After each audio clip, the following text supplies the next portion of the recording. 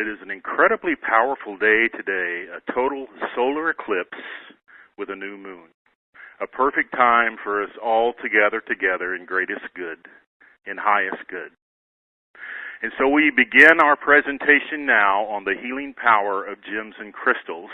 This is the presentation that was given at the ARE Ancient Mysteries Conference 2 weeks ago. And so I hope you enjoy this. During the presentation, if you have any questions, there is a bar on the computer screen that you see that says Ask a Question.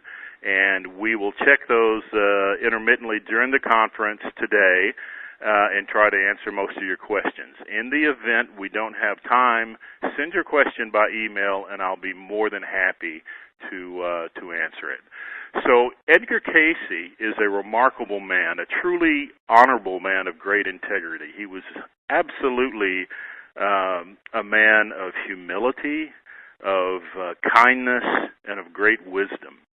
And he is a man that I consider to be the most credible source of information in spiritual matters in the past 2 centuries.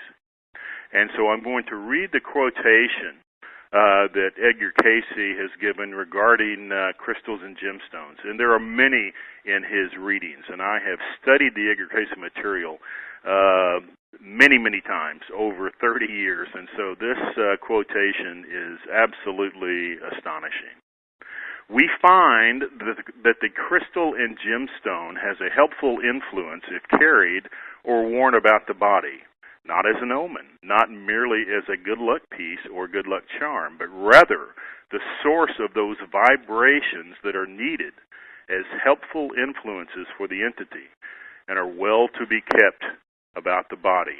And this is Edgar Cayce reading 2285-1. And so that's quite remarkable that he speaks about gemstones as tools. And that is going to be a theme that we will repeat throughout this presentation. Now, before I actually get into singular aspects of gemstones and crystals, I want to build the format for what I believe gemstones are intended to provide. And that is, they are strengtheners. They are fortifiers of our crystalline electromagnetic field called the human aura. The human aura is our etheric body. It is the gateway to our light body, and it has a circuitry. It is a magnetic field that has a sheath around it called an ovid. And the atomic and electrical attributes of gemstones, crystals, and metals not only project beneficial vibrations that attune the body, they also assist in protecting the body by deflecting untoward etheric energies such as attachments, interfering vibrations from microwaves, etc. They are incredible tools that make our auric field stronger, because auric integrity is absolutely essential in the work that we do. The human crystalline electromagnetic field, and that CEF, is the auric field. And it is not automatically regulated. There is a requisite understanding that we need to have about maintaining our auric field. Just as we all have knowledge on how to maintain our physical health, we need to have a knowledge of the importance of maintaining our auric field, our etheric body. The CEF is encased in a protective ovid sheath, exactly like our planet Earth's magnetosphere. But the auric field must be intact to maintain chakric circuitry in optimal flow.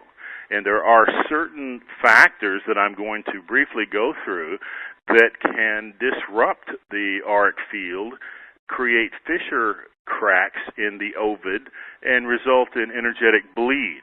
And this is why auric maintenance through what I refer to as the Metatronic shield is so important. And gemstones play an essential very, very beneficial role in helping us maintain our auric integrity.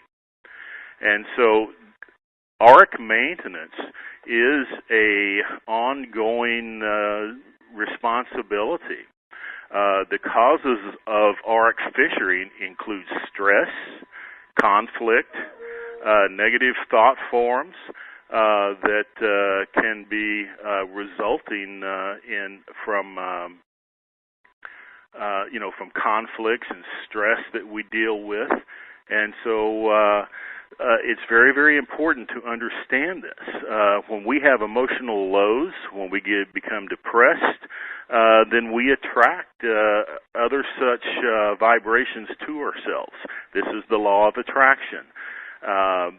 And so there are other non-emotional causes as well that can disrupt our auric integrity. Mechanical differentiation and what I call ascension symptoms. Traveling in airplanes, surprisingly, can absolutely fracture your aura, as can overuse of cell phones through microwaves and computer use. And computer use is just a fact of life now. We're all sitting in front of a computer now, but the ELFs that the monitors put out can also disrupt the auric field. And so there are ways to avoid this. There are ways to minimize this.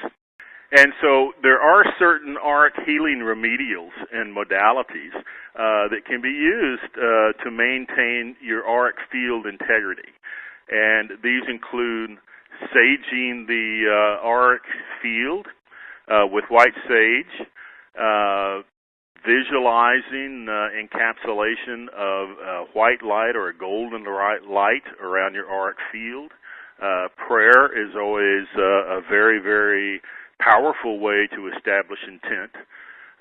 Saltwater baths, acupuncture, certain sounds, beautiful music, tuning forks, crystal bowls, toning the sound is very, very healing. Natural thermal pools of water are very, very powerful to heal the auric field. Natural living water, natural thermal water actually carries a therapeutic electrical charge of energy that the body will receive, and so those are very good.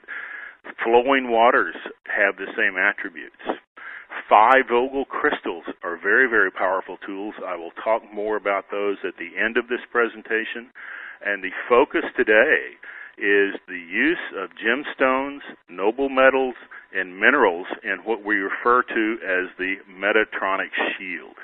And so there are many responsibilities to maintain an intact auric field, but that's the cornerstone. That is the point that I most want to pass to you today, is that the responsibility of maintaining an auric shield that is intact is absolutely tantamount, because when your auric field is bleeding, it's very, very difficult to maintain optimal circuitry, and it can lead into a downward spiral of anxiety, of depression, of anger, of emotional outburst. And so maintaining an auric field in integrity is one of the most important things that you can learn. And so understanding the mechanics of that is what we teach in the Metatronic keys. And this is an ancient science. This is something that Edgar Cayce also spoke about.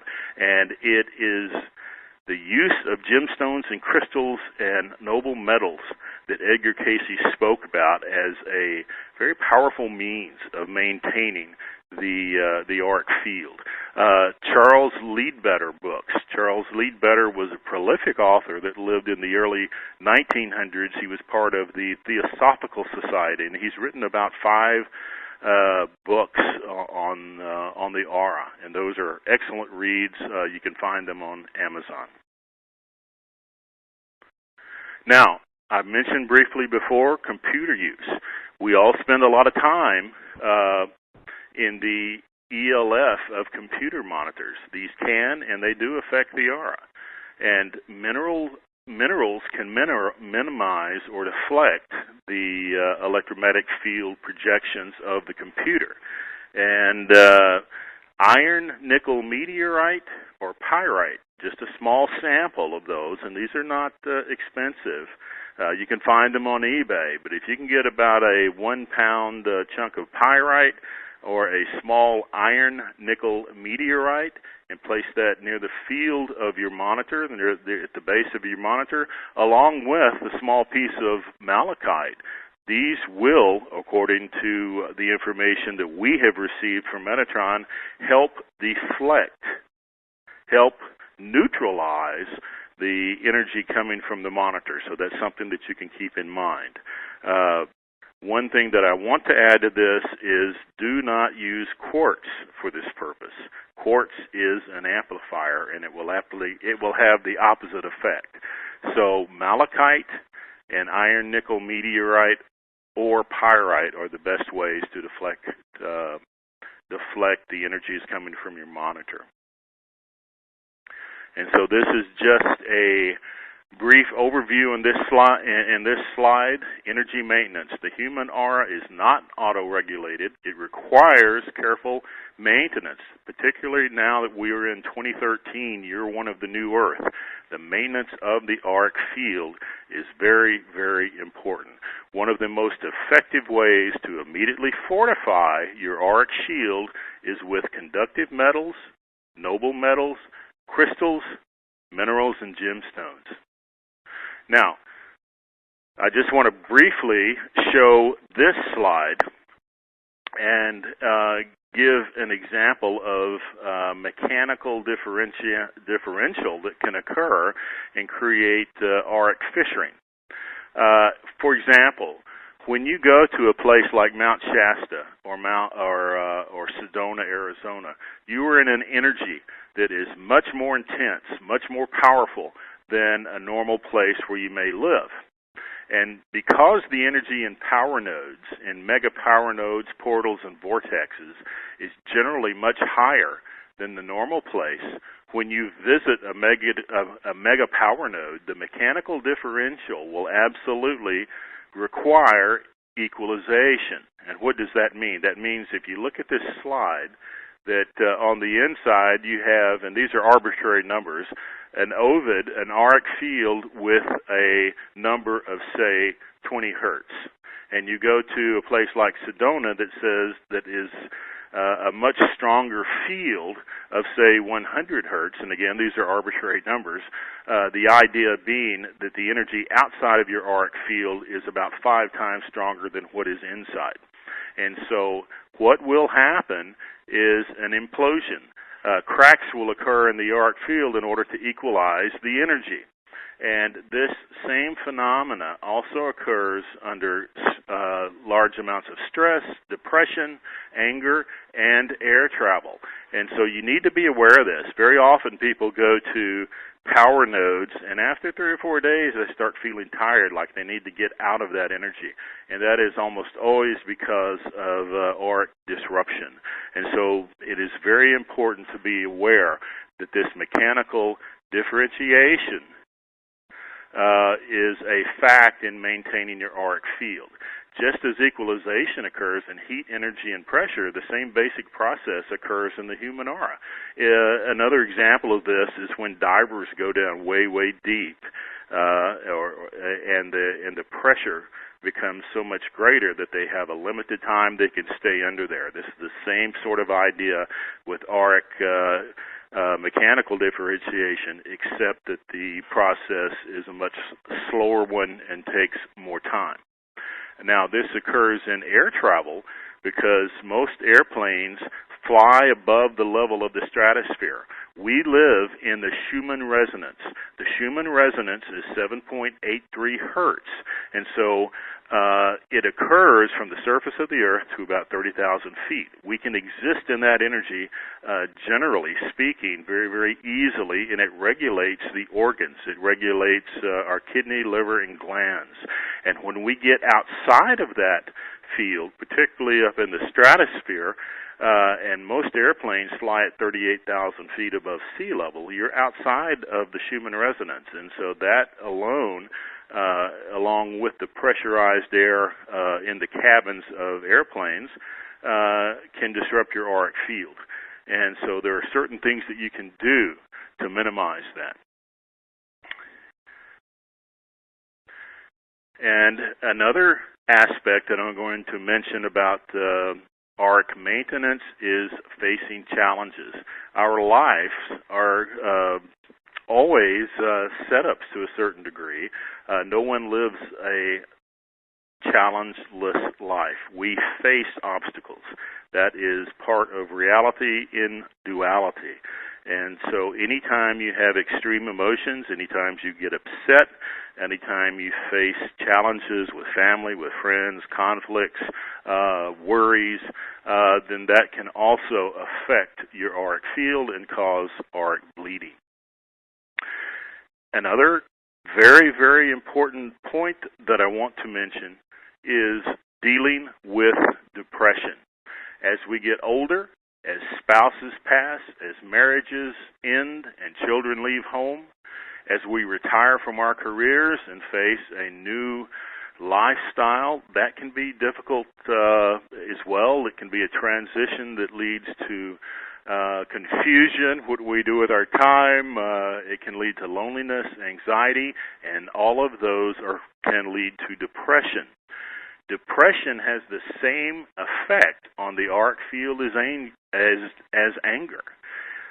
Depression can fissure crack your auric field and lead to energy bleeds that further lead to downward spirals of anxiety, inability to sleep, chronic insomnia, etc. And so be aware of that. Be aware that depression has the same effect as anger on the auric field.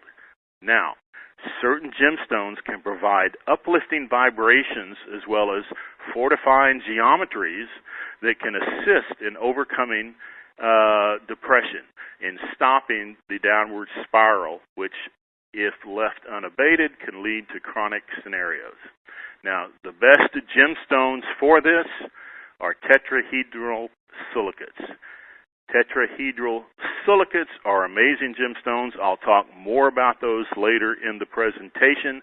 You notice that I said gemstone vibrations and their fortifying geometries, keyword geometries. The geometries of gemstones are very often unnoticed, unrecognized for their attributes, and I will speak more about that later in this presentation. The last couple of points that I want to make on auric maintenance is about conflicts. Conflicts in emotional projection is exerted from the third chakra, and it creates an energy, it creates a thought form. When we get in a conflict with another person that has a lot of passion and a lot of energies, a huge thought form is created. And conflicts can and do turn into a ping pong game of to and fro passing of negative energy. And this type of energy absolutely creates thought forms. It is a core category of what is termed psychic attack. When you get into a passionate argument with another people, energy is being passed back and forth. And if your auric field is not sealed, that negative energy can penetrate, disrupt your auric circuitry, and cause you to lose energy. So I'm just going to give you a very brief mention of this, but I teach this in the Metatronic Keys. Ann and I lived in Brazil for 7 years, and then we moved to Africa for 6 years. And I promise you, when we were living in Africa, we dealt with psychic attacks. We experienced 3 coups d'etats, and most of the native people there were into anism, a form of voodoo, constantly putting spells on one another.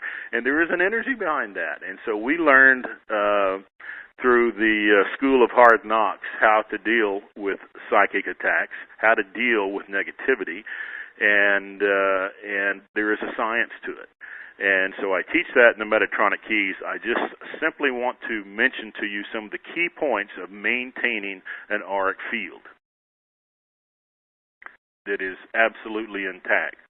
Now, gems that uplift emotional states can do so from three perspectives: the geometric patterning, the color, and their electrical attributes. Members of the tetrahedral silicates include quartz, amethyst, citrine, smoky quartz, or all quartz, sodalite, and labradorite, and these are feldspars. Also included is rhodonite, green chrome diopside. Green chrome diopside is a fabulous mineral. It is only mined in Siberia, and it is in many ways, it is the layman's emerald. It offers many of the same properties that an emerald does. So green chrome diopside is a beautiful emerald green gemstone, and it is found in Siberia. Tourmaline. Tourmaline is a remarkable gemstone, and it is one of three gemstones that is piezoelectric. And I'll speak about piezoelectricity later in this presentation. But tourmaline is one of the best stones for lifting moods and protecting the auric field. Tanzanite is another one. Emerald is the king of healing. Aquamarine, which is a blue form of emerald. They're both beryl. And then garnet. Garnet is also comes in green varieties. Sugilite and charoite are also mood lifters. So it's important to note here, in terms of mood lifts, clear quartz will amplify whatever emotion you're in. It may be utilized if you can use it with the concerted knowledge that you have to be in a good mood with it. But if you put on quartz, if you use clear quartz and you're already depressed, it may make you more depressed unless you make an effort to lift your mood. So be aware of clear quartz in that context. I'm not saying you can't use it. It can be wonderful, but it has to be used with a methodology. You have to already put yourself intentionally into a happy mood by thinking happy thoughts, by thinking of someone that you love or a very happy moment, and then you take the clear quartz.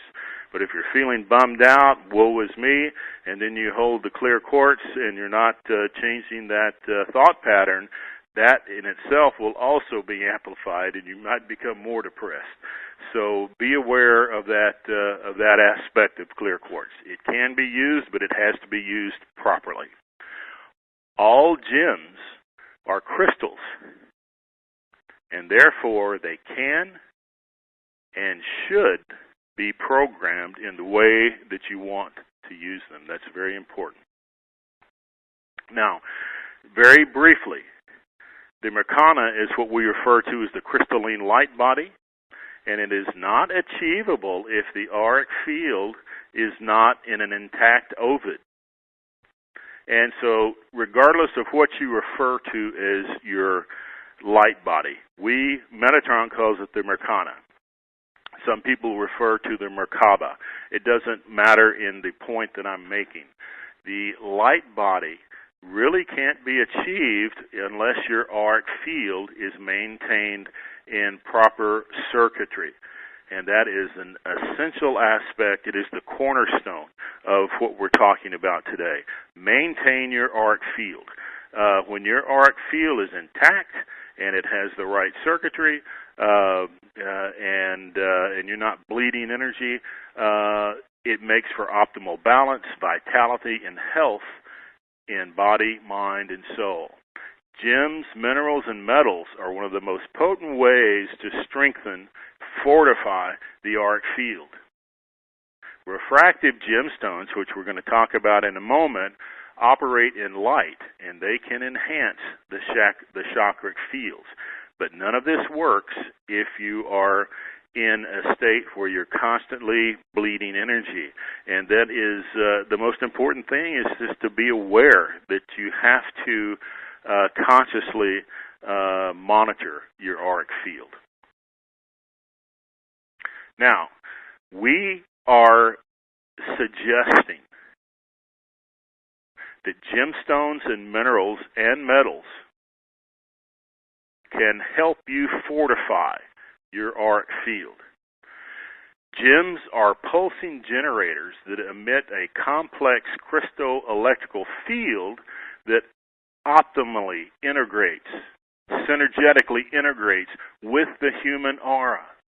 And this is why gemstones and certain metals and certain minerals were always prized by ancient societies. They were always sought after by indigenous peoples that wore turquoise, that had coppers. The advanced Atlanteans and Egyptians and ancient societies, including the Greeks, were aware that certain gemstones, that certain metals could increase their vitality. And this is what we are teaching in the Metatronic field, the Metatronic shield. And the Metatronic shield, if you look on this next slide, is very simple. The basic Metatronic shield is a lapis lazuli pendant worn around the neck with either a silver or a gold chain. Gold is so expensive now that it's probably much more economic to get silver, and either will work. Gold, of course, is the most powerful metal in that context, but silver will work absolutely to provide the shield. And so the Metatronic shield is a lapis lazuli worn as a pendant and a combination of a ring on the right and left hand. One of them needs to be single refractive. I'll talk about what single refractive stone means later in this presentation, but there are only 3 single refractive stones: diamond, garnet, and spinel. I'll explain the difference between double refractive and single refractive in a few slides, but the Metatronic shield is a lapis lazuli pendant with a single refractive ring on the left hand and a double refractive ring on the right hand. And these are powerful, powerful tools that the ancients utilized. If you look back at the pharaohs, they always wore lapis lazuli. Ancient Egypt had lapis lazuli pendants, talismans, rings. The Pope wears lapis lazuli. The czars of Russia wore lapis lazuli. And so lapis is a very inexpensive mineral, and it is very powerful. In fact, Edgar Cayce recommended lapis lazuli more than any other single gem or mineral. And I'll talk more about these individually later, but the Metatronic shield can absolutely fortify your auric field. The ancients knew this. Aaron's breastplate, or the high priest's breastplate that is mentioned in the Bible, is a use of certain of these stones to create auric field protection. And so a single refractive stone on the left hand as a ring and a double refractive on the other. We teach this in detail in the Metatronic Keys course. And so this is the Metatronic shield. And if you review this slide, you can combine the Metatronic shield for greater auric stability with noble metals worn on the neck and both wrists. You can take copper bracelets and put one on each wrist, not just one on one side. The body is bisymmetrical. You have a right leg, a right arm, a left arm, and a left leg.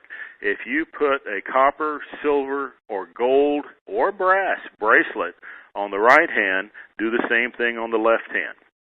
And Cayce actually recommended the wearing of anklets, and this was used by the Egyptians, by the Mayans, by the Romans, and by the Greeks as well. And so the metals are conductive, and they absolutely increase the energy flow by allowing the nervous system to be in an optimal rate. The nervous system is an electrical system, and so when you put copper or gold or silver around the wrist, it increases that flow, and it increases the strength of your energetic field. And so these are absolutely ways to enhance the triangle of the Metatronic shield. Again, the Metatronic shield is a triangle. It's the pendant of the lapis and the rings on the right and left hand.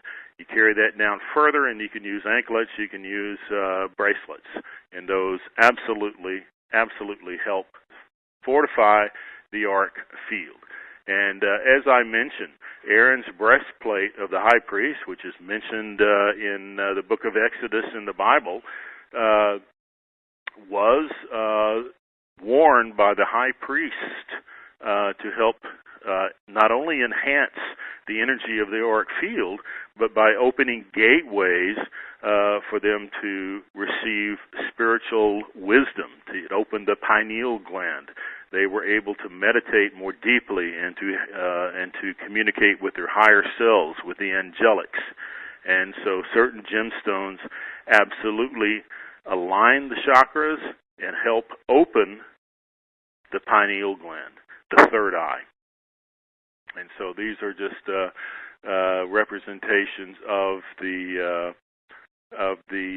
breastplate of the high priest that were worn by the ancients. And it was not only the ancient Jews that did this. Again, the pharaohs, the czars, popes, leaders throughout history and ancient civilizations were aware of the true purpose of gemstones, minerals, and metals. And that true purpose is that they are tools, not vanities, not cosmetics. These are tools that absolutely can fortify your auric field. And Edgar Cayce spoke about this. He clearly stated, he repeatedly stated that the use of gems, minerals, and certain metals is, quote, not folklore, but rather a forgotten science that can benefit health, emotional, mental, and spiritual development.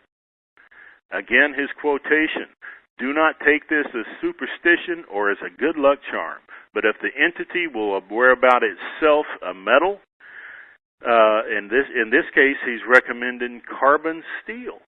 He's telling, in one reading, this is reading 1842, that if this person will carry carbon steel in their pocket, it will ionize the body and provide vibrations that help the body become stronger. And for this particular person, he was saying that it would help them strengthen their lungs, get rid of cold and congestion.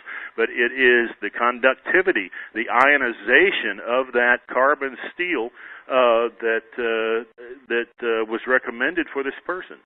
And he has other specific readings. If you are a member of the ARE, you can get the circulating files on all of the Cayce gemstone readings, and they're remarkable. And he repeatedly says it is the atomic structure, it is the vibrations, it is the qualities of light that these gemstones project that enhances our etheric body. And it is our aura that is the etheric body and leads to the light body. But it is gemstones that he said are tools. And tools is the key word. They're not cosmetics. They're not vanities. And, you know, one of the problems that so many people have is they think that if they wear these stones, they look flashy, that they attract attention. And you know, that is something you have to deal with. But if you have your intent that these gems are tools, then you don't necessarily have to wear them in public. There are certain times when if I'm wearing a copper or a gold or a silver bracelet, I'll put a tennis, you know, those little wristbands that tennis players wear. I'll put one of those over it. Or if it's cold in the winter, I'll wear gloves to cover the rings. But the other things that you can do is you can wear these only when you're at home if you don't want to go out in public with them, and if you're conscious, or if you're going into a situation, perhaps traveling in the third world, and you don't want to look like you're covered in thousands of dollars of jewelry and become the attract the attention of someone that may want to take it from you. And so there's certainly always precautions that have to be utilized in common sense. But there are certain gemstones that I just use for sleeping. I always sleep with the Metatronic shield. I have a double refractive ring on the right hand, a single refractive ring on the left hand, and a lapis lazuli that I wear when I sleep, or I wear when I'm at home. And so don't get caught up in the idea that these make you look flashy, that these make you look vain. If you use these in the right way, they will absolutely enhance you. And this is from Edgar Cayce, and this is what Metatron says. The reason women live longer than men is that they wear gemstones. These are congealed energy, congealed light. Gemstones are generators of life force and projectors of coherent light that reinforce the human auric fields in all planes. That's a phenomenal statement, and that is something to really consider. So remember that gemstones are tools, and their appropriate use is to be tools. Gems and noble metals were recognized by the ancients as tools that fortified health, increased energy, and provided amplifications that could enhance spiritual attributes.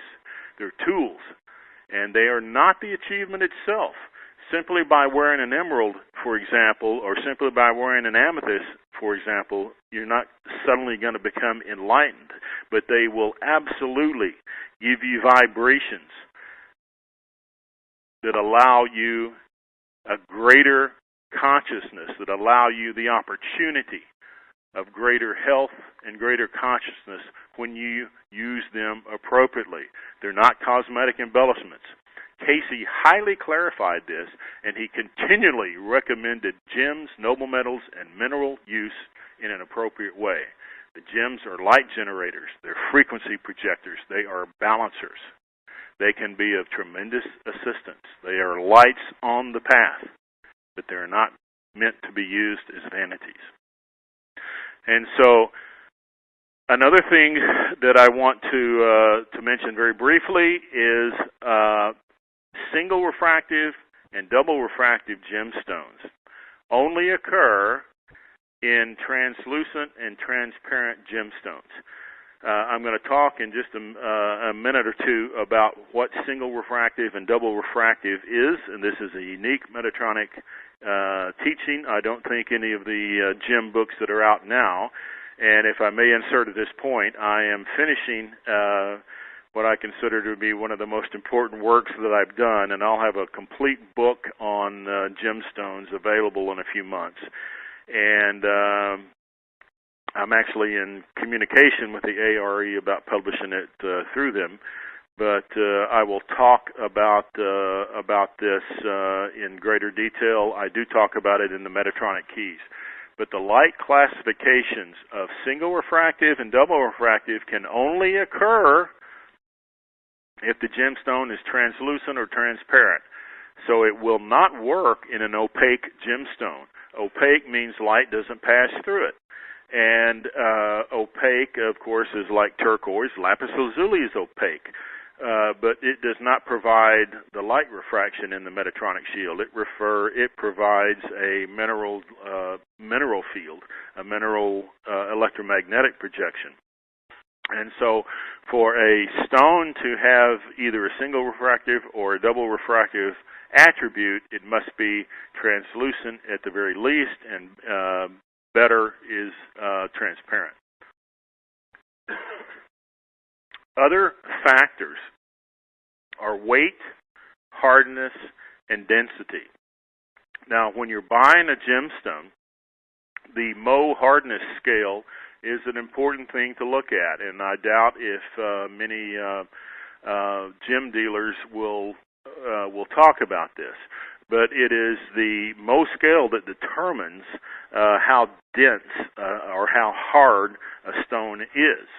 And just as you can see on this slide, a diamond is 10 out of 10 on the hardness scale. A diamond is the hardest substance on the planet Earth. In the category of 9 is ruby and sapphire. Category of 8 is topaz, real topaz. 7 up to 7.5 is quartz, and then it moves down from there with talc being the softest. So the Mohs scale hardness is something that is important to be aware of. The greater the number of the Mohs scale, the further that gemstone will cover your body.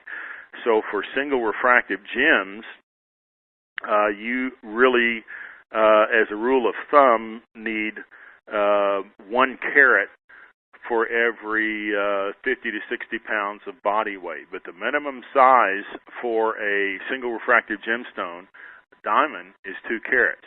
And that cannot be a lot of small diamonds that total 2 carats. It has to be a single stone. And a lot of you may be immediately thinking, I can't afford a 2-carat diamond. And that's a valid point from one aspect.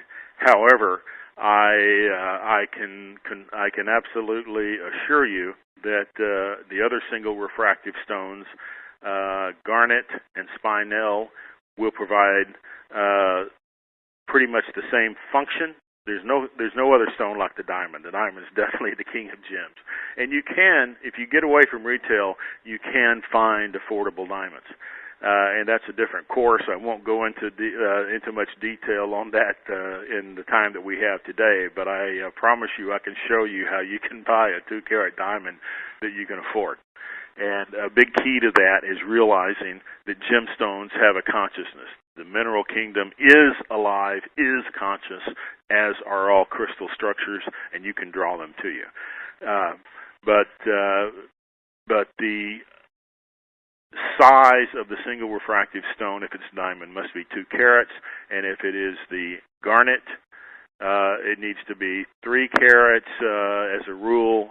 Spinel, the same thing, and these are affordable. You can get garnets at very, very inexpensive, and a great way to find these stones is on eBay. So I'm going to move forward. Now, metals also have attributes that line up with the planet. Edgar Cayce talks about this. Edgar Cayce talks about the vibrations of planets being teachers in a certain way. And so according to the Vedic teachings, gold has an attribute of energy that aligns to the suns, is similar to the sun. Silver to the moon, copper to Mars, bronze to Mercury, gold, again, to Jupiter, silver to Venus, iron and silver both to Saturn, platinum, which is another remarkable metal, aligns to Neptune, lead to Uranus, and palladium to Pluto. So I talk more about metals when I have more time, but we have selected certain minerals that we're going to really focus on today. And here is another chart in this slide that you can see of the gemstones in the Vedic hierarchy of gemstones. And this is also available in the Medtronic Keys, and it is also available on the Internet. I have several channels dedicated to this in our archives online to get more information on this. And I will be speaking about this at a future event within the ARE as well as in Arizona. And so I had mentioned briefly, as you can see in this slide, gem programming. Gems are crystals. And so when you get a gem, You need to program it. There is a benefit by establishing your intent and by clearing the old energies. All of you have probably heard about the issues with the Hope Diamond, that certain diamonds carry curses, certain diamonds carry luck, and a lot of this is embellished, a lot of this is exaggerated. The point being that not only quartz is programmable, every crystal is programmable. And when you get a gemstone, it is beneficial for you to program it in certain ways. You can learn how to do this.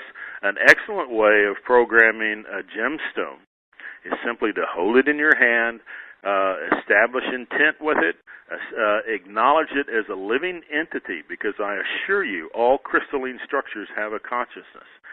And the more you work with it, the more it will absorb, as you can see in this slide, your energy. And so on the right-hand slide, as you're looking, you have the conscious field of the gem. On the left circle, you have your consciousness field. The more you work with these, you create this Vesica Pisces field in the center. And that is the energy that becomes a third meld or a third field. It is a blend of the gemstone consciousness and your consciousness, and that is how you program it. That is what you want to put in there. Generally speaking, when I teach programming of gemstones, I tell you to put in highest good protection.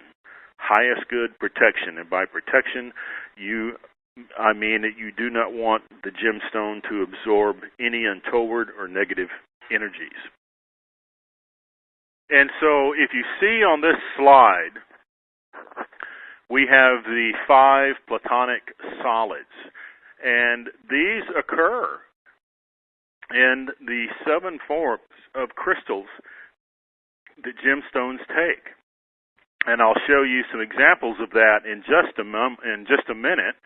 And the 5 platonic solids are the core, the essential core of sacred geometry.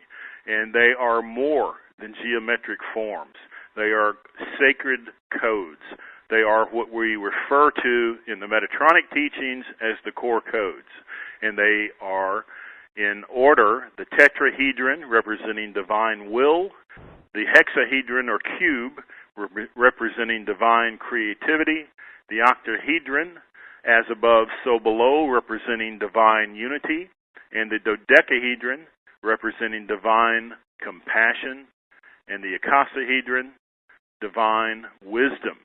And these actually occur in gemstones. And so we've spoken about the single refractive gems. The diamond, spinel, and the garnet are the only 3 on the planet. And double refractive is everything else. Again, they must be optimally transparent and at least translucent to have light properties. Now, there are 2 gems that have extraordinary color change properties that allow them to have some very special attributes. These are the alexandrites and color change garnets. There are 3 piezoelectric gems. I'll talk about them in a few moments. And these include quartz and quartz varieties of transparent gems such as citrine and amethyst, and the tourmaline and the topaz. And by piezoelectric, I mean that they actually emit an electrical charge, and we'll talk about that in a few moments. Gem refraction affects the chakras and meridians. Now, I want to explain to you what the optic characteristics in the polarization of light mean when we say single refractive and double refractive.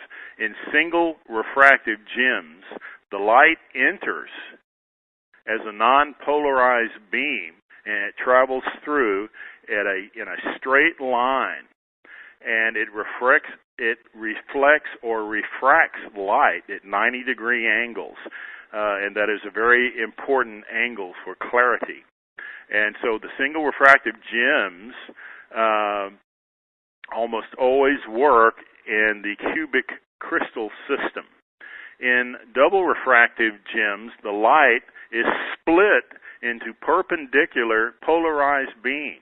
Each beam travels at its own speed, and it separates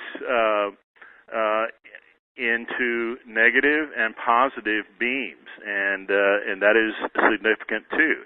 And so our teaching in the Metatronic shield is that single refractive gemstones work on the inner angelic level or the intra level, and double refractive gems work in the physical level, and they combine to create a very, very powerful field. Now, all gems are perfectly organized atomically in their atomic structures, and they are either a platonic solid in a geometrical sense or a derivative of the platonic solid.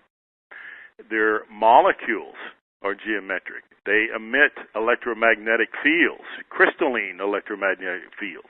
And there are only 7 geometric forms, according to most of the gemological systems, of crystallization. Only 7.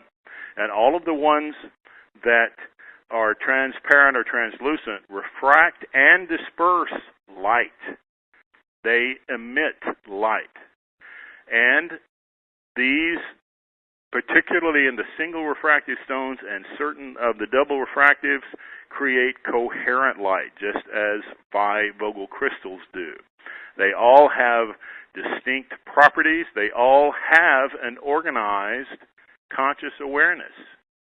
They can be accordingly programmed with our intent, and these enrich physical health, emotional health, mental health, and according to Edgar Cayce, can enhance our spiritual growth by opening chakras.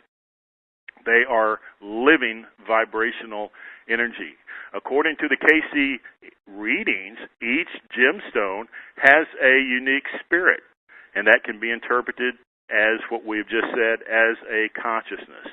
They have a vibration and in Cayce's words, an energetic fire or electricity that has the power to, quote, bring that which fires the imagination and may bring serenity and peace to the wearer. And that is from reading 3657. That reading goes on to explain that the specific vibration can be determined by how the stone was formed. Another Cayce reading suggests that there is an ideal gemstone, mineral, and metal for each individual that will help attune with, quote, the association of mental forces, and that's in reading 2827. Hence, the colors that will influence the developing years will be blue and yellow, or shades and tones of these particular colors, with the opal and pearl being those minerals that will attract and positively influence the entity. For there will be periods when stones or jewelry will be of a particular benefit and interest to the entity. And that is from reading 314. According to the readings, gemstones and metals work because our bodies are vibrational in nature.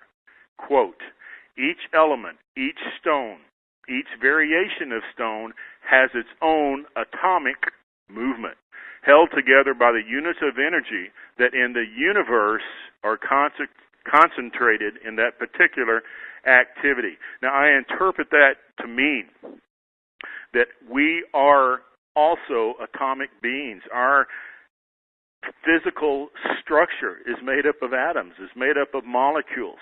And the crystalline versions of these, which occur in gemstones and minerals and in certain metals can be crystallized, have the purest tone. In a certain way, gemstones are the crystal bowls of light. They have a pure frequential essence that is absolutely energizing and beneficial. Here's another Casey quotation, for the very elements of the physical body through which spirit and mind manifest are atomic in their nature.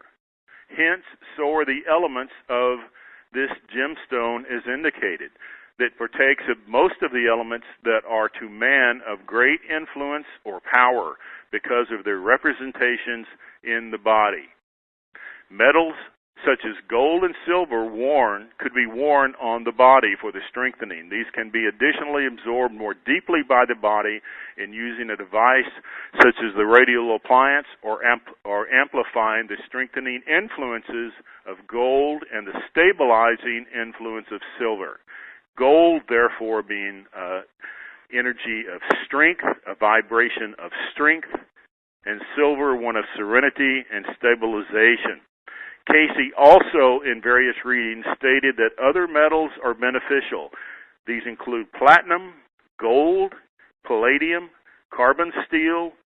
He even mentioned brass as a strength-giving alloy. And isn't it interesting that most of the Roman generals always wore brass breastplates and wrist bands to increase that auric energy?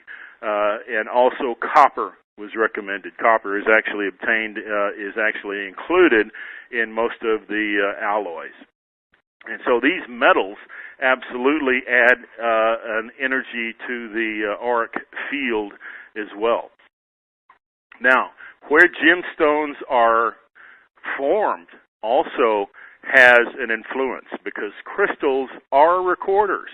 All gemstones, all minerals that are crystallized are absorbers, are recorders. And so the location of where a gem is formed and mined affects their attributes to a certain degree. For example, an amethyst found in Brazil is going to have slightly different astrological attributes, if you will, in a manner of speaking, from an amethyst that is mined in, say, Sri Lanka, or an amethyst that is mined in Siberia. All of them will have a certain frequency of the energy of the earth from those areas. So the location makes a difference. Some of the best gems and quartz and some of the best gems and crystals now are coming from Russia, Bolivia, the quartz of Arkansas, gems of Madagascar. Tanzania is a fantastic source. Sri Lanka and Brazil, just to name a few. Now, in this slide, and I hope you can see it well, it's appearing quite small on my screen, shows where certain minerals and gemstones are mined across the planet. So that's interesting to note. And this, again, if you want to come back and take a second look at this presentation, you'll have time to actually stop the slide and look at it and perhaps even enlarge it. But this shows the locations of alexandrite, aquamarine, diamond, emerald, opal, ruby, sapphire, spinel, topaz, and tourmaline. Very interesting. Now, gems and phi quartz vogels, natural quartz vogels, create coherent light.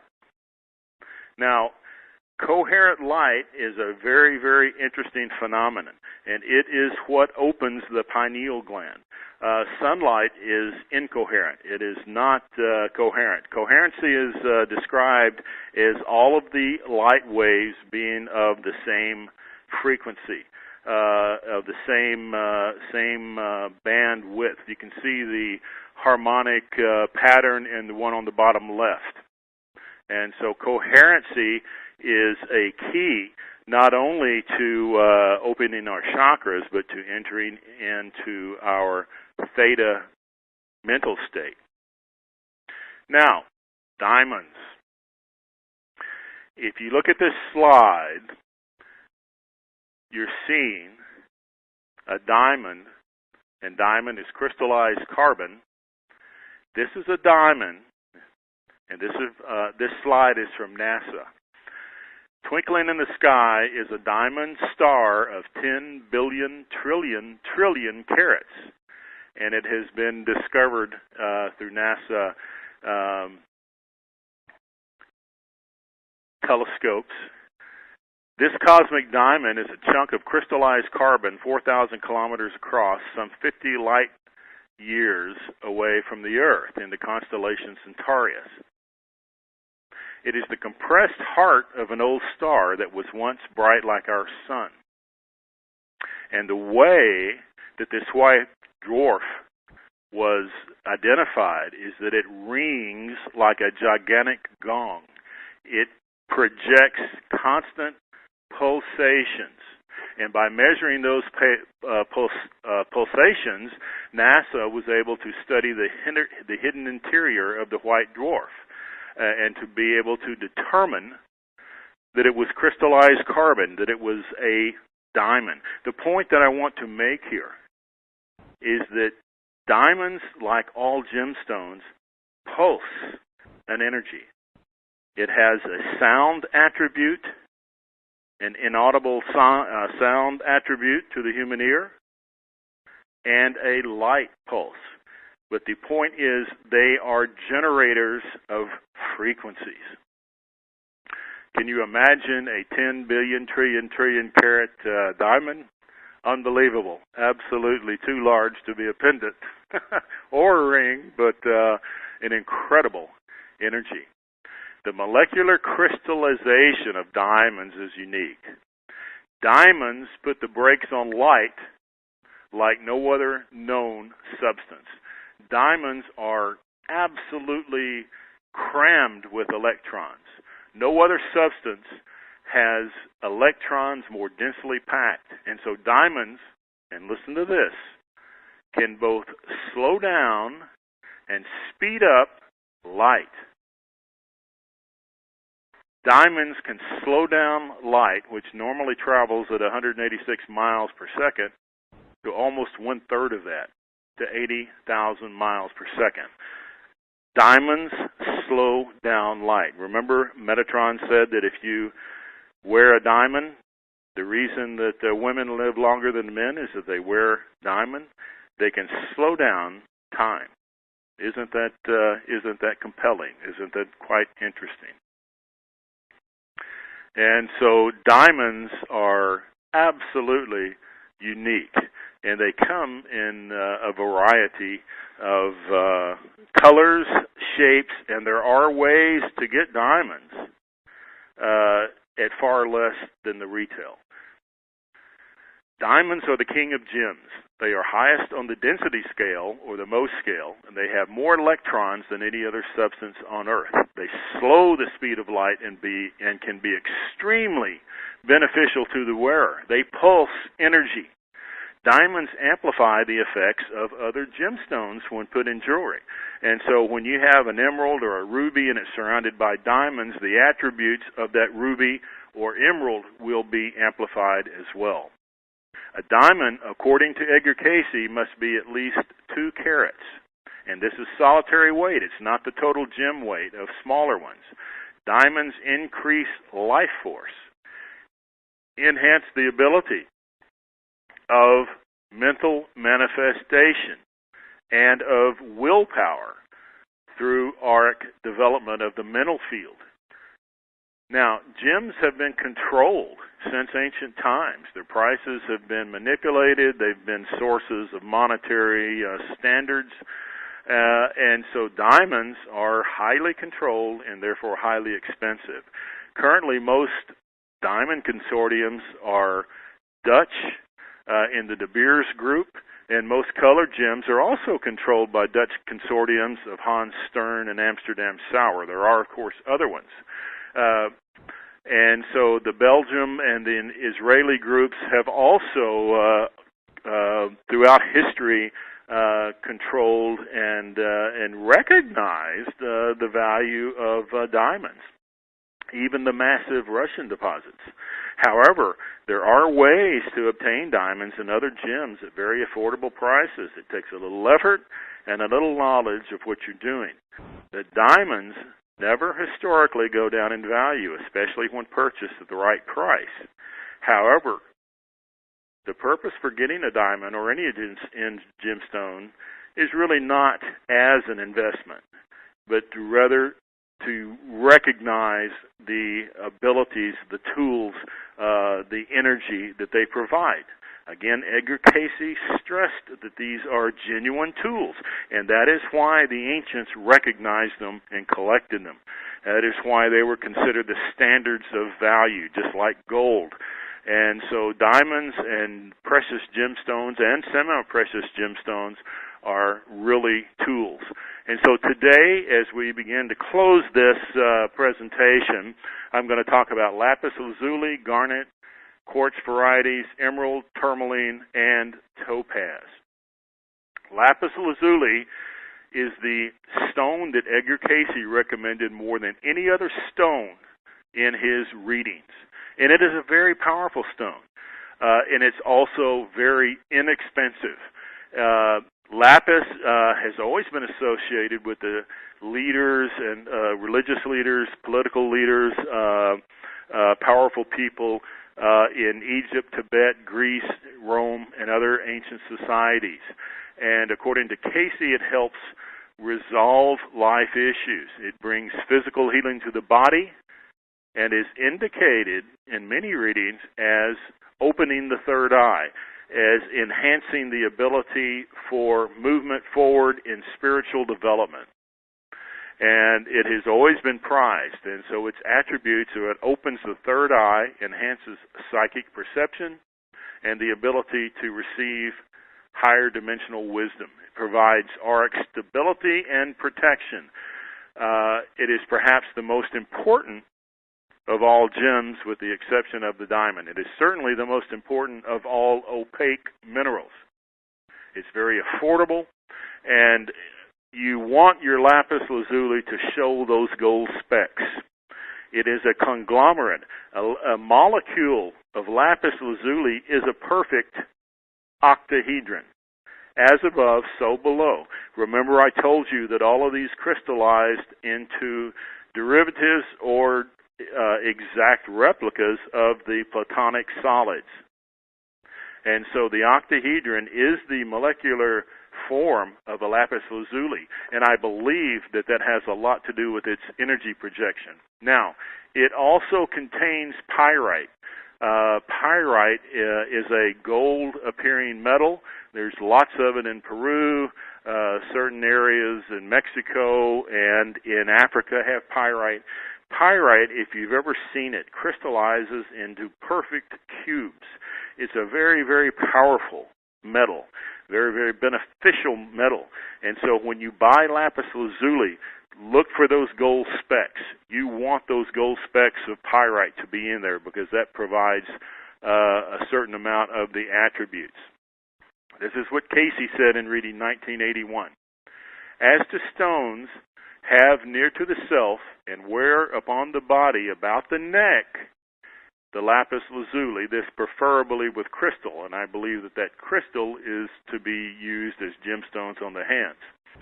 It will not be merely as an ornament, but as a strength giver from the projected emanations which will be gained by the body always from the lapis.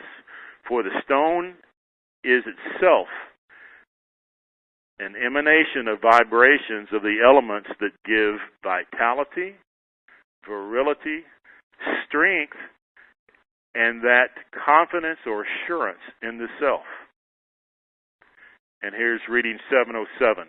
So whether from vibrations of numbers, of metals, of stones, these are merely to become necessary influences to assist you to attune, one with the creative forces. So use these to attune the self. In other words, these are powerful tools, but they are tools. And so I've already mentioned the attributes of lapis. I'll mention them here. Astrological signs, all signs. Opens the third eye and the crown and the throat. Awakens the intuition, enhances insight and awareness, brings knowledge and wisdom when appropriately utilized, increases the vibrational level. It helps connect to higher mind. It is the meditation stone. It helps you achieve the theta vibration. It harmonizes and aligns and balances the other chakras and works well with the other gemstones. Casey referred to the lapis as being in the breastplate of the high priest.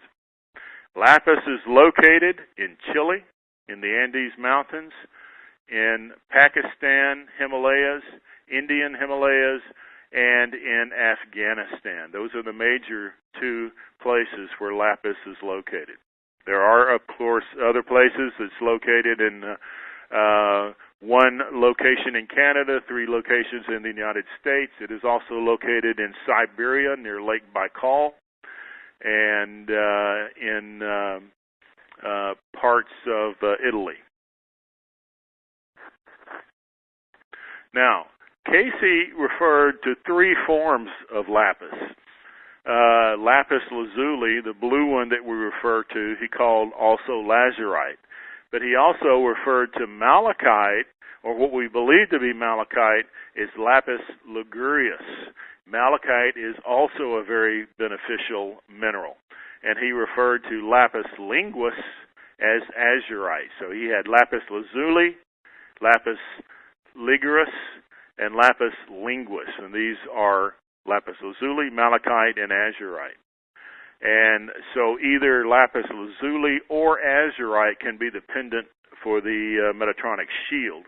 The problem you'll find with azurite is it's very brittle and it's hard to find in a really solid state. I have a lot of azurite, and in all my 40 years of collecting gemstones and minerals, I only have found about 4 pieces of azurite that were solid enough to be mounted in a pendant. Now, one warning that I want to give you is that certain minerals, such as lapis lazuli, particularly azurite and turquoise, there are now people that will take the actual ore of these. It's the genuine ore, but they'll grind it into a powder, and then they'll add a coloring agent to make it look darker or more colorful, and then they'll reform it and add a polymer to sort of hold it together. And a lot of this stuff is sold as the genuine deal because technically it is the chemical composition of these, but it does not have the same energy. Once it's been ground down and had additives put to it, it does not have the same energy. So treated or reconstituted, you want to ask whoever you're buying from if this has been reconstituted. Generally, if it looks too perfect, particularly in turquoise, it has been reconstituted, and it does not have the same benefit, in my opinion. And so, in notes and precautions, synthetic or lab-created gems may be the exact chemistry of the earth mine versions, but they do not carry the same attributes.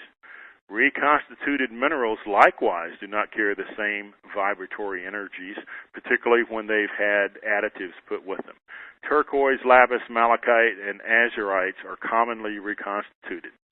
Laboratory diamonds do not have the same energy. Moissanite, for example, is sold as a diamond. It is a lab-created diamond, and it is crystallized carbon.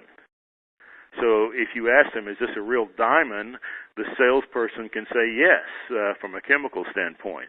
The correct question is this a natural earth-mined diamond? Moissanite, for example, is not single refractive, it's double refractive.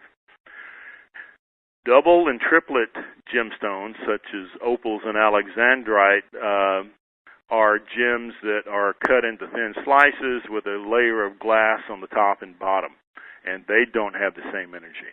Now, heated gemstones are fine. Almost all colored gems are heat treated to enhance the color, but that does not affect their abilities, and I spent a lot of time studying that. However, glass injections to hide inclusions does damage and interfere with the gem's circuitry pattern and refraction.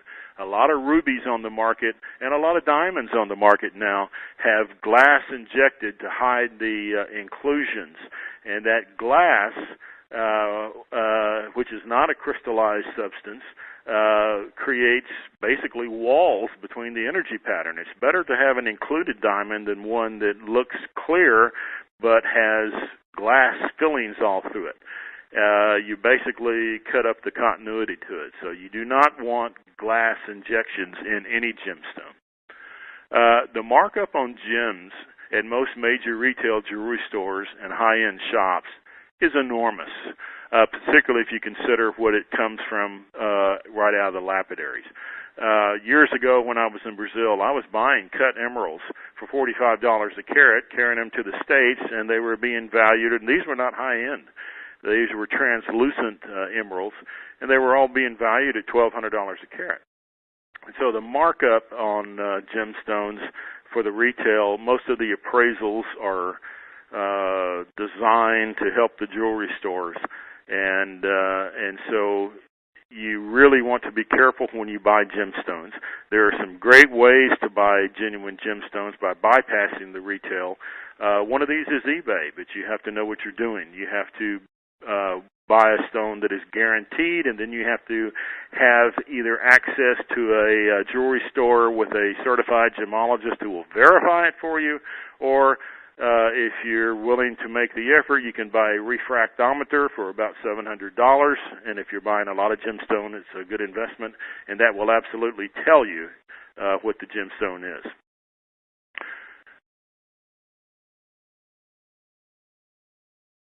Now, the amethyst, and we're closing into the last few minutes here.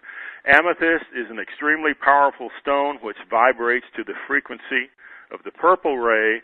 It's the highest vibration of light, and according to Edgar Cayce, the stone aids in psychic development and provides calmness. It helps open the third eye and assist in individuals' intuition.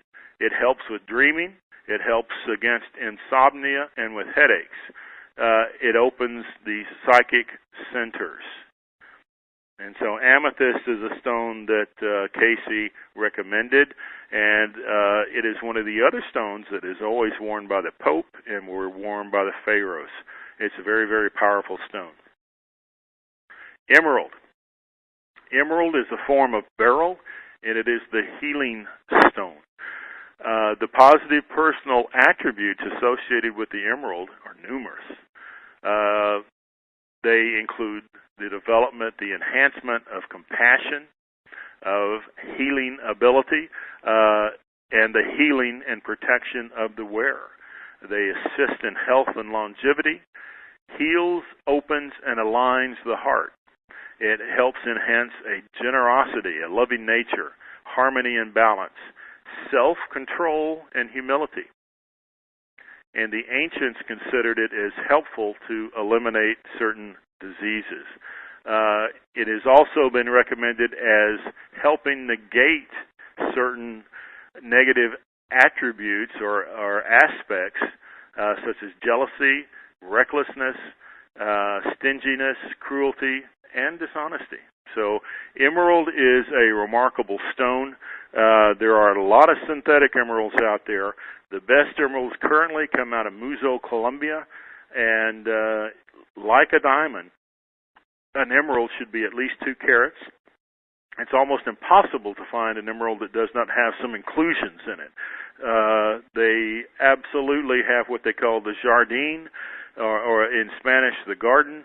And so if you're buying an emerald and it has no inclusions, there's a good chance that it's synthetic, unless you're paying about $5,000 or more per carat.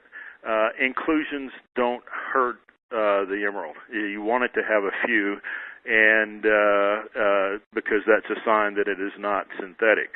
And the technology these days in creating synthetic stones is so high that you really need a gemologist, a certified gemologist, to verify for you if the emerald is synthetic or not. So, but emeralds are absolutely amazing gemstones. And if you're only going to have one double refractive stone to go in your Metatronic shield, the emerald would be the first one that I would buy. There are other forms of beryl, and these are tetrahedral gems. Now, on this slide presentation that I'm doing now, the animated portions of the pictures have been disabled because that's just the part of the specifications of this program to do webinars. But, we often think about the star tetrahedron. Emeralds, aquamarines, yellow beryl, and red beryl are perfect tetrahedrons. Perfect tetrahedrons. They are part of the platonic solid shape, and you may be able to see on the slide some of these actual shapes. And so all forms of beryl are very beneficial. The aquamarine is excellent. The emerald, outstanding. Yellow beryl from Brazil is brilliant as well. Red beryl is almost impossible to find, and the varieties that do occur are very cloudy. And so my recommendation is yellow beryl, emerald, and aquamarine. Aquamarine is often called the blue emerald, and they are very, very powerful stones as well. Rose quartz, also recommended by Edgar Cayce. This stone opens the heart chakra, allowing the individual to become more nurturing, to receive love. It is the stone of the divine feminine and of unconditional love. Particularly people that are dealing with depression, that are dealing with self-confidence issues, loneliness. This is a great stone to where it can enable a speedier metabolism and a greater sense of vitality and joy. And so rose quartz, if you can find the transparent versions of it, is a brilliant, amazing stone to use. And right now, the last 2 times I've been to the Tucson Mineral Show, in parts of China, they've hit a deposit of transparent rose quartz. And in my 25 years of being a gem hunter and rock hound, this is the best rose quartz I've ever seen. It's not that expensive. Some of it actually even has stars, like star sapphires. But there is some transparent rose quartz coming out of China now that you can, if you go to gem shows, you can find at very, very reasonable prices. And this transparent quality of this stone is brilliant. The opaque and translucent rose quartz is also good, but the transparent, particularly with that vivid hot pink color, is extraordinary. And in my experiences of going to gem shows, I've found that sometimes, someone will hit a vein when they're meant to, and that gemstone will be there, and then you don't see it again for 10 years. And so I've learned the hard way on that. And so if you see a piece of transparent rose quartz, get it, because it's an exceptional tool, and transparent qualities of rose quartz are hard to find. Rutilated quartz is also very rare, and it occurs in less than 1% of all quartz. The rutile can be a number of minerals or metals, including tourmaline. You can get you can get quartz that is tourmalated with green tourmaline, also with gold and titanium. One of the most outstanding physical properties is that it has a remarkably high refractive index, which makes it disperse light more than any other mineral. The rutile enhances dispersion of light far greater than regular quartz, and so it is a very powerful stone. And because quartz is piezoelectric, it puts out an energy. And so if you're in a situation where you're in stress, or where you're in a conflict, or where you're dealing with depression, rutilated quartz is very powerful. Again, you have to project the right attitude, but it is a great way to energize you when you're in situations of low energy. You want the rutile. I prefer the gold rutile, and the quartz needs to be clear. You can just look at some of the pieces, and the patterns are just too haphazard. You want it to have a certain form of symmetry. But rutilated quartz is an exceptional piece and should be worn as a pendant. You can also wear it as a ring if you can find a large enough piece, but it's an exceptional stone. Now, this is a stone that a lot of people probably aren't that familiar with, and it is moonstone or crystallized feldspar. It's a form of quartz.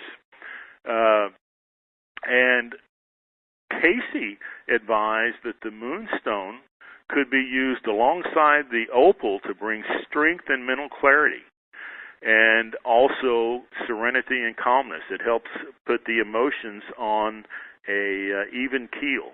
And it's very, very rare. The most prized moonstones come out of Sri Lanka. Some of the rare ones that have what they call the cat's eye phenomenon are really special. And what I prefer, if you look at the top left of this slide, you see that blue tint. They call those the Sri Lanka blue. And so Sri Lanka blue moonstone is very, very rare. There's some of it available. And, of course, you're always going to have little fractures in there. And some of them are actually geometric in nature. But they are powerful stones. Casey said specifically in many readings that moonstones offer strength, mental clarity, and calm for give a serenity and calmness that allow you to make better decisions. And so that's a very, very beneficial quality, moonstone. And they're not that expensive, particularly if you go to gem shows. Fire opal. Now, opal is the birthstone for the Libra. Happens to be my birth sign. Now, opals are one of the most powerful yet misunderstood gemstones. Somehow modern folklore seems to give people the idea that you have to be a Libra to wear opals, and that's absolutely false, and Casey never once mentioned that. Opals are very powerful and quite unique and beneficial for all humans, as are all gemstones. They assist in opening the third eye, increasing psychic ability, opening the pineal gland, and improve glandular processes. They provide a serenity, a protection against depression and melancholy. They are uniquely capable, more than any other gemstone to a degree, of tuning to the energy of the user and creating that third field very, very quickly. And their colors can be a rainbow of blue, reds, and greens, and these are, according to Edgar Casey, capable of helping you control your emotions, but at the same time express your emotions. Casey recommended opal to one person who was not able to express themselves emotionally. They were too quiet. They had self-confidence issues. And so opal is very, very powerful in allowing you to express yourself accurately, and that's very, very important.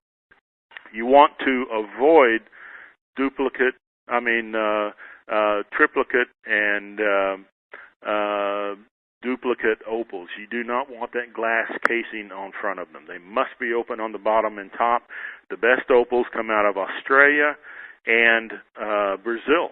You can also get a pink opal out from Peru and a red opal from Mexico that have different attributes. The Ethiopian opals that they have now are quite good as well. Most of those are very, very transparent and don't reveal a lot of colors in most light. But opals are an incredibly powerful stone. They offer protection, psychic enhancement, and the ability to express yourself emotionally. Aquamarine. This is blue beryl. It's often called the blue emerald. This stone is excellent to help enhance communication. It works very, very well as an antidepressant. It encourages peace and well-being, lightheartedness, self-awareness, and serenity. So most aquamarine is found in Brazil, in the state of Victoria, in the state of Espírito Santos, I happened to live in Brazil for 7 years, and I met my wife Ann in Espírito Santo in the town of Victoria, and that's where most aquamarines come from. So it's the blue emerald. They're generally less expensive than emerald, and even if you get the clear version, they're very, very powerful stones.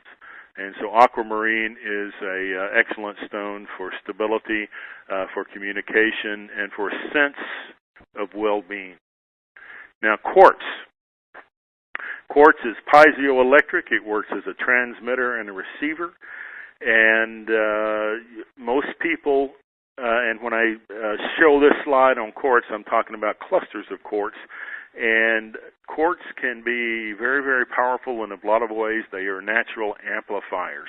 But not all natural uncut quartz crystals are compatible with each other.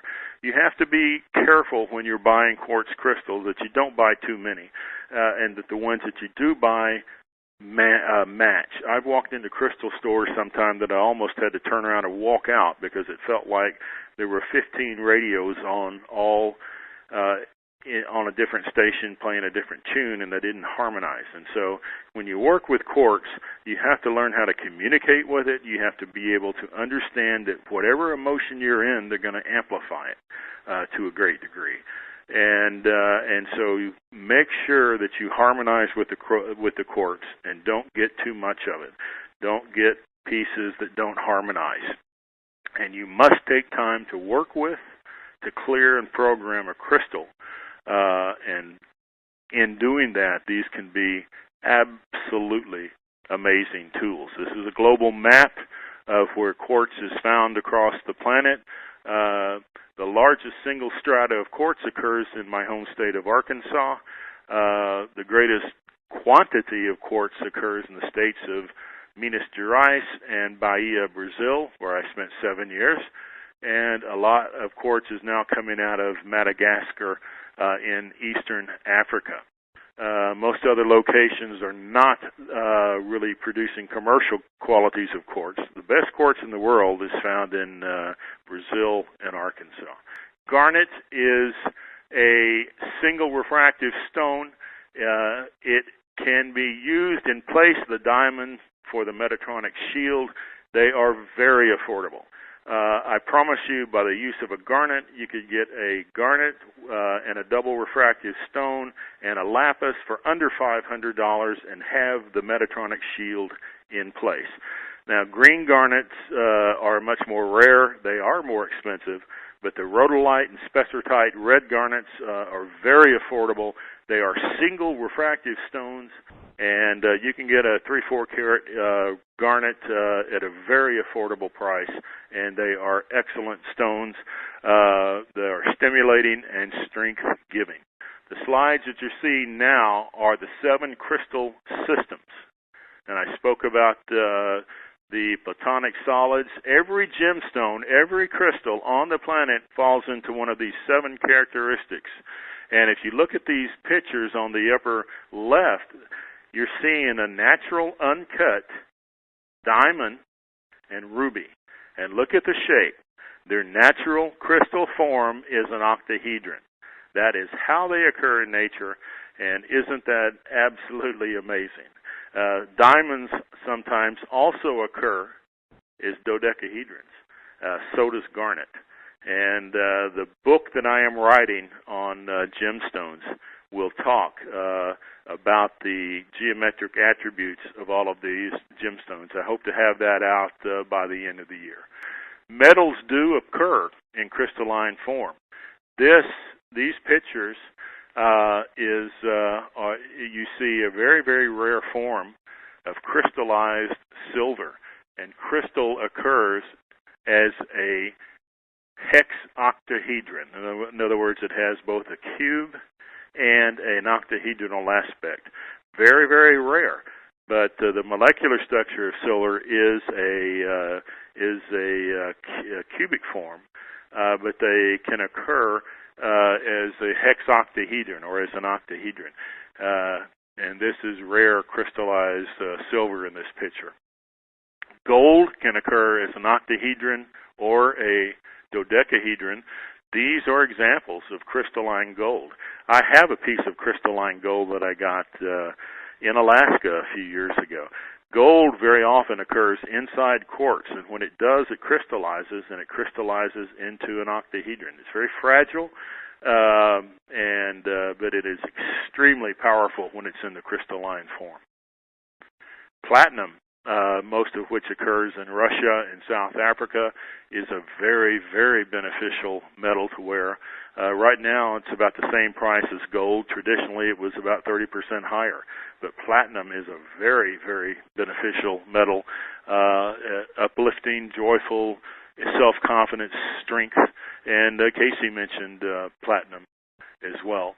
Copper is also octahedral and very, very beneficial for enhancing the electrical flow of the body. Now, very briefly, Phi Vogel crystals. This is something that we work a lot with. Vogel crystals are a form of quartz, of natural earth mine quartz, that are cut to a specific angle as designed by Marcel Vogel, Dr. Marcel Vogel. He developed this angle. And so the key to a Vogel crystal is that base angle of 51 degrees, a requisite phi angle of 5151, which happens to be the same angle as the Great Pyramid in Egypt.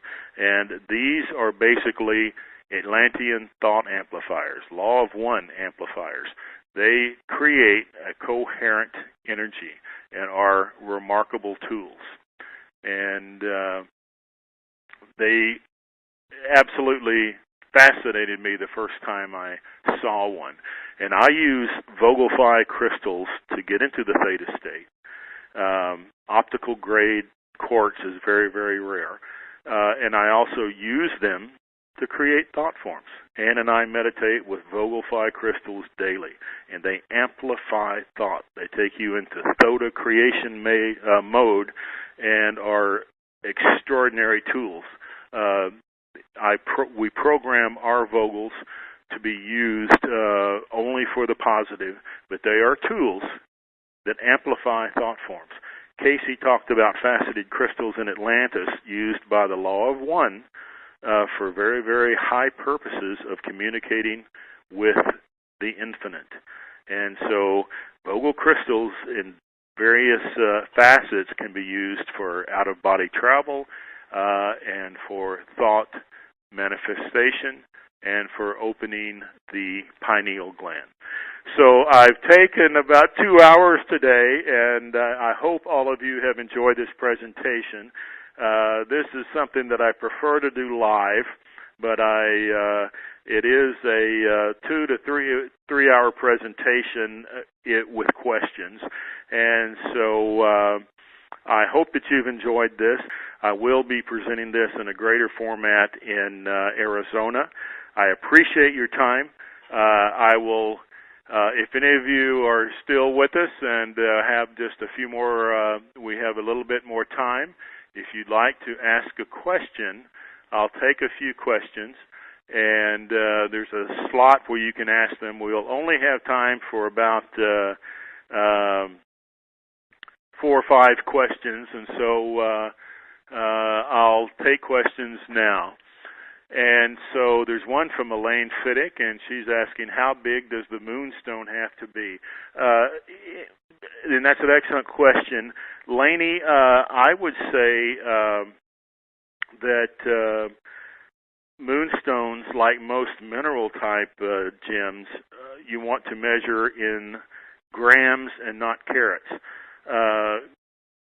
1 gram equals 5 carats, and so most moonstones, I would say, should be used as a pendant, and you probably want it to be about 10 grams, which is 50 carats. So I would suggest 10 grams, and thank you for that question. And so if anyone else wants to put a question in now, I'll see what I can do. And a lot of people are just saying thank you, and you're most welcome. I hope you've enjoyed this. Maria Hernandez is asking, is there a recommended size for the lapis lazuli as a pendant? Again, with lapis, you want to consider it in grams, and my recommendation is 10 grams or more. I have one that's about 30 grams, but I'm a big person. And the key, I would say, you want your pendant to be 10 grams or more on lapis lazuli, and you want to find that gold, those gold specks of pyrite to be there. Now, someone has asked, does a diamond that is lab created qualify? Absolutely not. And a lot of lab created diamonds are double refractive and not single refractive. And they don't carry the same energy. A diamond that's created in a few weeks does not have the same energy embedded in it that occurs in millions of years inside the earth. And so you want an earth-mined diamond, not a lab diamond. A couple of more questions. Let's see, I'll do a refresh and see what's coming through.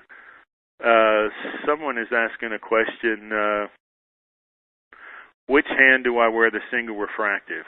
That's your wedding hand. Isn't it interesting that diamonds have always been worn on the left hand? And so the initial recommendation is wear single refractive on the left hand, double refractive on the right hand. And that double refractive can be shifted. You can wear a birthstone, and planets have color connections. And so, for example, when Mars is at certain angles, as they teach in the Vedic, you may not want to wear a ruby. You might want to wear a sapphire instead.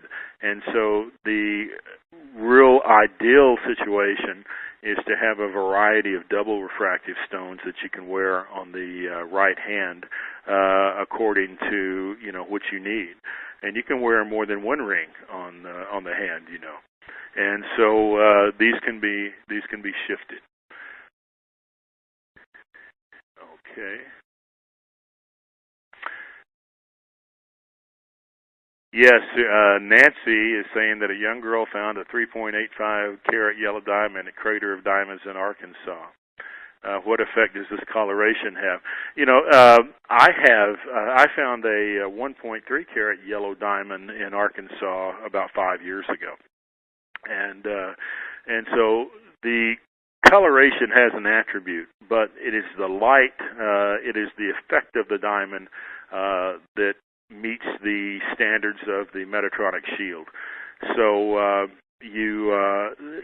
colors will have a certain attribute, but it is the geometry, it is the electrons, it is the ability to slow down the light that is the main attribute of single refractive stones. And so you simply want it to have at least translucency, optimally transparency. And if you can get a single refractive diamond of 2 carats or more, that's fabulous. And there are ways in which you can get diamonds at very affordable prices. You have to get outside of retail. You have to go through a process. We teach this in the Metatronic Keys. And thank you all so very much. Namaste. Happy total solar eclipse. Happy new moon. We love you.